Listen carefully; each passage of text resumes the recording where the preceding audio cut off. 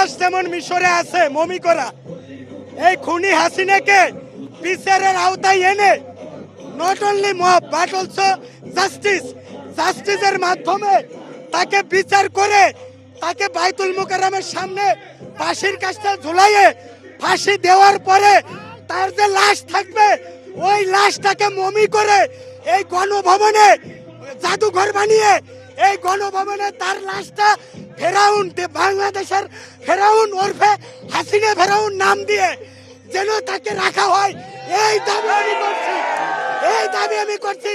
তাহলে পৃথিবীতে কেউ বাংলাদেশের ছোট দল বড় দল এমনকি ডক্টর ইউনূস কেউই ফ্যাসিবাদ হওয়ার স্বপ্ন দেখিবে না।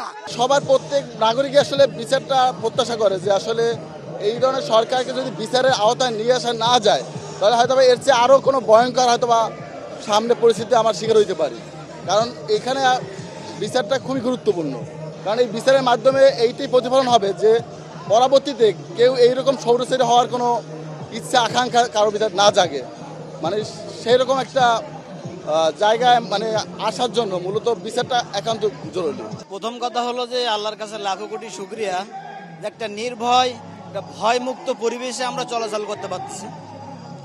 একটা সময় ছিল যে ঘরের মধ্যে থাকলেও ভয় লাগতো যে আমি এখন কি আমাকে ধরে নিয়ে যাবে কোন একটা অভিযোগ দিয়ে, যে কোনো একটা বানোয়াট অভিযোগ দিয়ে মানুষকে ধরে নিয়ে যাইতো। এখন ওই ভয়টা নাই, এটা সবচেয়ে ভালো লাগার বিষয়। মুক্ত বাতাসে স্বাধীনভাবে চলাফেরা করতে পারছি, এটা একটা অন্যরকম পাওয়া, যেটা আসলে এই অনুভূতি প্রকাশ করার মতো ভাষা নাই। সার্বিক বিবেচনায় বাংলাদেশের সাধারণ নাগরিকদের যে চাওয়া পাওয়া, সেই ক্ষেত্রে আমরা আশান্বিত যে আমাদের পরিবর্তন হবে, কিন্তু আমরা এক বছরের মধ্যে তার আশানুরূপ কোন ধরনের কিছু উল্লেখযোগ্য দেখতে পাচ্ছি না আর কি। তো বাংলাদেশের বিপ্লবের যারা অনুসারী ছিল সহযোদ্ধা আমরাও, আমাদের লক্ষ্য উদ্দেশ্য হলো বাংলাদেশ একটি সুন্দর সমৃদ্ধশালী বাংলাদেশ হবে। আগামী দিনে কোনো বৈষম্য থাকবে না, সকল সেক্টরে সকল স্তরে সব মানুষের অধিকার নিশ্চিত হবে।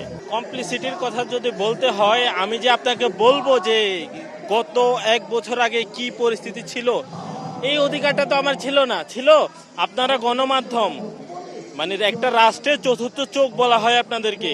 আপনাদের যে একটা স্বাধীনতা, ওই স্বাধীনতাটা কি ছিল না। আমার স্বাধীনতা ছিল না, কিন্তু এখন আমি বলতে পারছি যে এক বছর আগে রক্তাক্ত অবস্থায় পড়েছিলাম বিছানায়, 36টা বুলেট, দুই চোখে 2টা বুলেট, চোখে অর্ধেক দেখছি না, আপনার এক পাশ দেখছি না, ওনার এক পাশ দেখছি না, কিন্তু এখন তো মানে গর্বের সহিত বলতে পারছি, অ্যাটলিস্ট নিজের মনের ভাব প্রকাশ করতে পারছি, এটাই অনেক। আর তাছাড়া যা পাওয়ার তা তো হচ্ছে যে আপনার 5 আগস্টে পেয়ে গেছি, আজকে আসছি সবার সাথে দেখা হবে, এটুকুই। আওয়ামী লীগের বিচার হতেই হবে, হয় আমাদের মেরে ফেলতে হবে, না হয় আওয়ামী লীগের বিচার হতে হবে। আমার ভাইদের নির্মম হত্যা করেছে, আমাদের বাক স্বাধীনতা কেড়ে নিয়েছে। আমরা গণভবন প্রথম আমরা এই গণভবনে দখল করতে আসি, আমরা আনুমানিক 2টা-3টা হবে, ওই টাইমে প্রথম আমরা গণভবনে ঢুকি।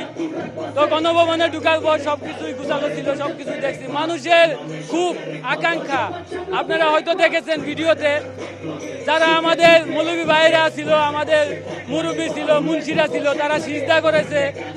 আর অনেক ভাইয়েরা অনেক কিছু চিত্র অঙ্কন করেছে, অনেক কিছু লিখে রেখেছে, আপনারা সবকিছু দেখেছেন। এখন পর্যন্ত শেখ হাসিনা ফাঁসি হয় নাই, কার্যকরী হয় নাই। শেখ হাসিনা সহ সারা বাংলাদেশে যে দুর্নীতি করেছে, এই অত্যাচার অবিচার করেছে, মানুষ হত্যা করেছে, ওই শেখ হাসিনার যতক্ষণ পর্যন্ত ফাঁসি না হয়, বিচার না হয়, বাংলাদেশের মানুষ শান্তিতে বসবাস করতে পারবে না।